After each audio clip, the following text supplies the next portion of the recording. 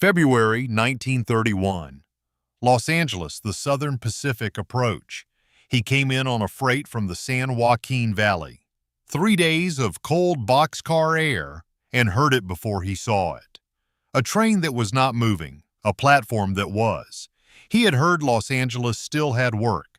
The notes suggest he believed it, until the freight slowed and he saw the bread line stretching 3 blocks from the rail yard. By February 1931, the city's unemployment had passed 20% and its relief stations were operating past capacity. He stayed near the yard that first afternoon and watched. The train at the platform was not a freight, it was a passenger train, organized, not improvised, and the people loading onto it were carrying everything they owned. Some of the children were speaking English. He wrote something that night, not about the train itself. About the platform after the train was gone, papers left on the ground, food that had been dropped, a child's shoe near the track edge. He did not explain what he thought he had witnessed. He never did in cases like this. Let me tell you about the run that brought him south, because you need to understand what the road had already cost before he reached Los Angeles. He had been moving through the San Joaquin Valley in January, picking citrus at the tail end of the season, earning 60 cents a day when he could get it. The Southern Pacific line south. He arrived knowing the math, the same math every road had been running since 1929. He walked north from the yards with his pack and watched the city he had come to read him before he could read it back. The county had been running repatriation since the fall of 1930. The framing was voluntary. The Los Angeles County Welfare Department had a simpler calculus. It cost $73 to send a family to Mexico against indefinite years of relief payments. The decision had already been made before he arrived in the city. He spent a day walking through Maravilla, east of downtown, documented in social welfare surveys as one of the oldest Mexican-American settlements in Los Angeles, built over 30 years on dirt streets. He noted the churches. He noted the schools. He noted the handwritten for sale signs appearing on front doors and the furniture still visible inside the open houses. Here is what everyone in that city knew and what very few wrote down plainly. The repatriation trains were organized by the county and paid for initially by charity funds. The first organized train had left February 23rd, carrying 350 people south toward Guadalajara. The county had plans on paper for 4 more before spring. Now, think about what that meant at the platform. Of those boarding the trains, historians have documented that anywhere from half to 60% held American citizenship. Some had never been to Mexico. Their parents had come north before 1900. The trains did not check documents. They checked which train was scheduled and what time it was leaving. By the 3rd day, he had moved from the rail yard to a relief kitchen 2 blocks from the plaza. He noted what the line looked like compared to what it had been the week before. The gaps. Not the usual gaps of men who had found work or moved on. The kind of gaps that appear when a neighborhood has started to hollow out from the inside. His name does not appear in these notes, not once. Whether that was deliberate, or whether the note simply never reached the pages where he wrote it, we don't know yet. If you want to be here when we find out, subscribe. The road continues. The Los Angeles County Welfare Department did not send officers to drag people from their homes, at least not formally. What they did was simpler. They cut families from relief rolls if they declined the repatriation offer. No relief, no work, no food. In February 1931, that sequence had a documented outcome. He was at the Southern Pacific Yards on the morning of the second train's departure, before dawn, by his notation. A child crying somewhere in the carriages. And one other detail, a man arguing in English with a county official loudly enough to carry across the yard. 2 more officials arrived, then the train left. The county's own records documented 13,332 people repatriated from Los Angeles County in 1931 alone. The Southern Pacific and Santa Fe lines carried them south to El Paso, Laredo, and Nogales. He knew those lines. He had ridden them in other years, in better ones. The road did not distinguish between who was traveling and why. There is a notation in the welfare records from this period. A man, unnamed in the documentation, appeared at the county office with an American birth certificate, born in Los Angeles in 1899. He was told the repatriation was voluntary. The notation ends there. It does not record what the man said next. or whether the office wrote down what happened after he left. In 1931, $73 represented more than a week's wages for anyone lucky enough to have steady work. The county calculated that removing each family from the relief rolls saved approximately $150 annually. Conservative estimate. By the county's own accounting, the program paid for itself before the third train left the station. He spent the better part of a day in Boyle Heights, documented in the 1930 Social Welfare Survey as one of the densest working-class neighborhoods in Los Angeles, Jewish and Mexican families side by side on the same blocks for 2 decades. He noted the churches, he noted the school, he noted the handwritten, quote, 77 signs that had replaced the, quote, 78 signs, and what that shift meant. The fourth day changed the shape of what he was moving through. The city announced an extension of the repatriation operation. Federal immigration agents had arrived from San Francisco. A directive, reported in the Los Angeles Times, warned that residents unable to document legal status could face immediate federal action. The sweep was not narrowing, it was widening. He did not look Mexican. The fact that this is a relevant detail is its own document.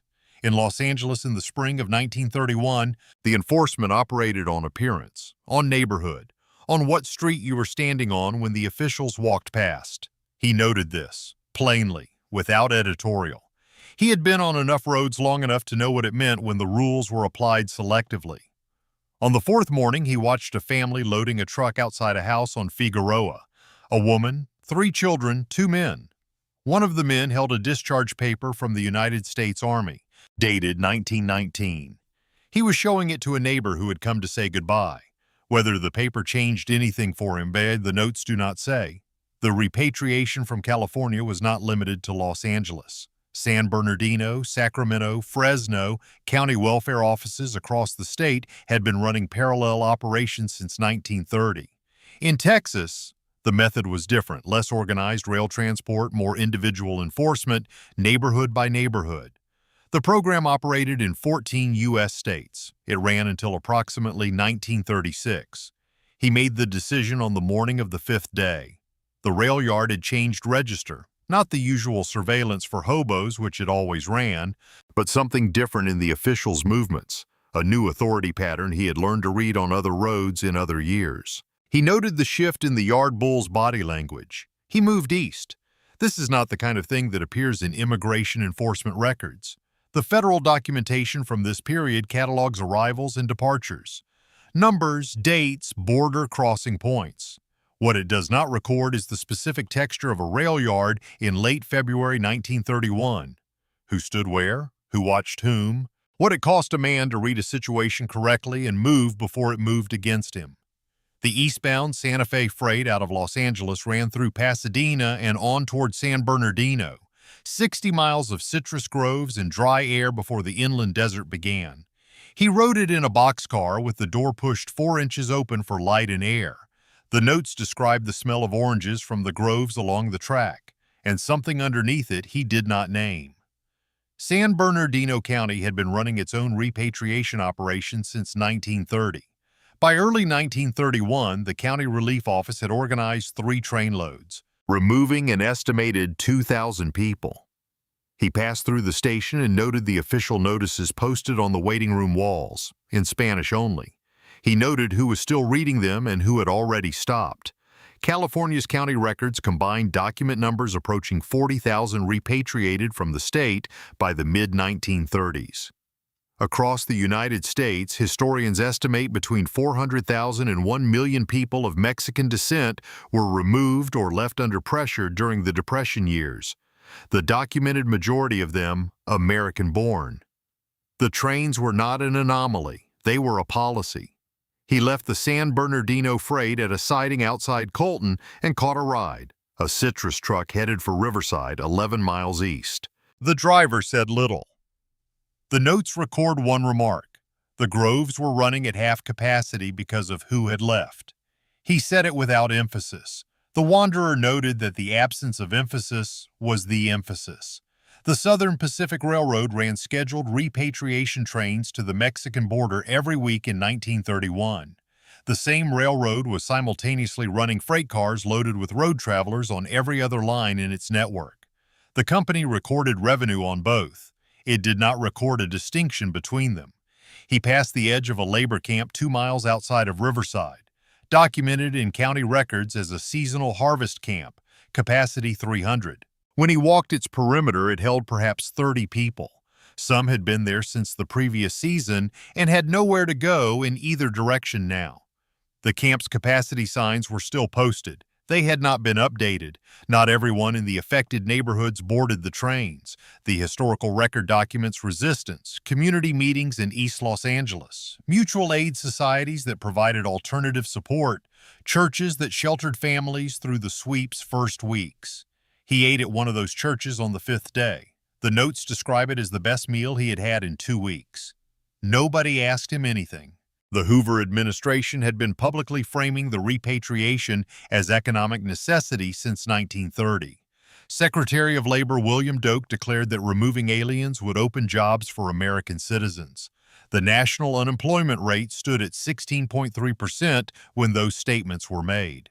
The jobs that opened after each repatriation train left did not appear in the following month's employment figures. He wrote a single line about this that the notes preserve with unusual clarity. He had watched the children on the platform, children born in Los Angeles sent to a country they had never seen. He wrote, quote underscore 148 underscore, that is the complete entry for that afternoon. 3 days of observation. 2 words for the conclusion. He moved east from Riverside on the Santa Fe Freight. The route ran through Barstow to Needles at the California-Arizona line, a documented hobo corridor in the early 1930s, watched at every water stop. Barstow was also, by 1931, a checkpoint where the rail yard bulls had a new set of instructions.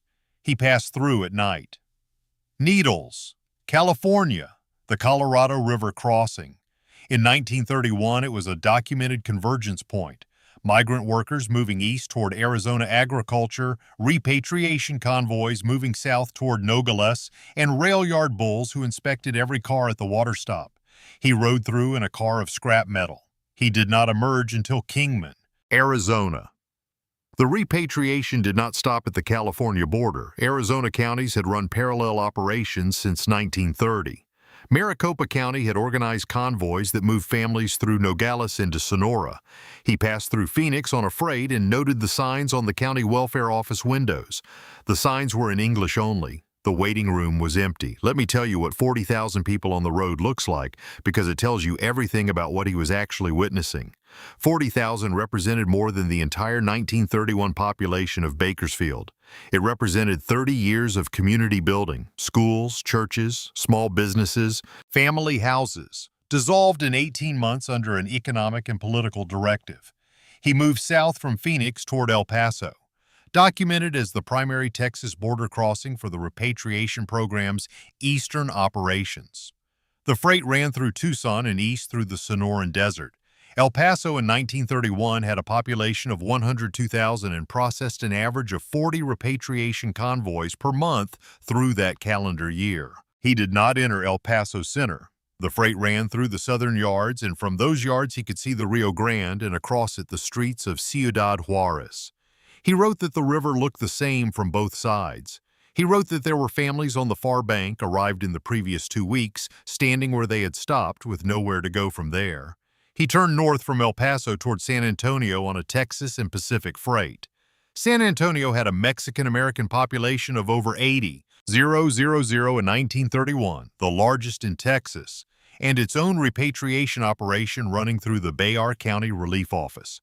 He arrived on the 6th day. He stayed one night in a mission shelter near Commerce Street. Bayard County's relief records document 3,200 repatriations in 1931. The county relief director stated publicly the program was designed to reduce pressure on relief resources. What those records also show separately is that the following year's relief rolls for the county were not reduced. The repatriations did not solve the problem they had been sold as solving. There is a secondary record from San Antonio in this period, a Catholic Charities notation from early 1931. A family of 4. The father born in San Antonio in 1901, the mother in Monterey. 2 children, both born in Texas. The notation records the family was placed on the repatriation list. It does not record an appeal. It does not record whether one was filed or what happened after. He left San Antonio on the 7th day, heading north, back through a country that had spent the previous week removing some of its own citizens from its streets. The Gulf, Houston, and Henderson freight ran north toward Dallas. He noted the landscape shifting, less desert, more open plain, a different kind of silence from the one he had come through. The road north through Texas showed him something about the program's scale that Los Angeles hadn't, not in the same way. He passed through 3 towns where the Mexican-American neighborhoods were visibly thinned. Empty houses, closed small businesses, a vacant lot where a church had been operating. The departures there had not been organized by train. They had been individual, door by door. The repatriation program was presented publicly as voluntary humanitarian assistance. Internal county memos, some not declassified until decades later, tell a different account. One Los Angeles County document from 1931 estimates fewer than 15% of those repatriated departed under conditions. The document itself describes as free from coercion. The remaining 85% departed under some documented form of pressure. The repatriation program ran until approximately 1936. Estimated totals range from 400,000 to 1 million people of Mexican descent removed or pressured from the United States. California formally apologized through the Apology Act for the 1930s Mexican Repatriation Program in 2005, 74 years after the first organized train left Los Angeles. No federal apology has been issued. Texas has issued no formal apology. What he carried north out of Texas is not the program's statistics. Statistics are the record that survived in the official archive. What he carried is in the margin of one note from the 7th day, a description of a man at a boarding point holding an Army discharge paper from the war dated 1919. Visible. Ready. It did not help. The train was leaving regardless. The last note from this journey is dated March 1931 and placed, from context, somewhere between Dallas and the Oklahoma line. He wrote about the silence in that part of Texas and what it sounded like when a landscape had been recently emptied of the people who had known it. That observation appears nowhere in the official accounts of the repatriation program. It is the kind of thing only someone on the road in the immediate aftermath would know to record. The last record that places him moving through Texas is dated March 1931. After that, a notation in a Dallas relief log naming no one, describing a traveler who asked about work north of the Red River and then left before the answer arrived. The repatriation program ran for 5 more years after he passed through it. California documented it, apologized for it in 2005. The road he traveled through does not record its own apologies. If this is the kind of historical storytelling you want to keep following, subscribe to the channel. More roads, more cases, more of what the official record left out. And if you know this era, this region, or this kind of road, tell us in the comments what you know, what the records missed, what your family remembered that nobody wrote down. The people who lived this history are the reason anyone can reconstruct it. We want to hear from them.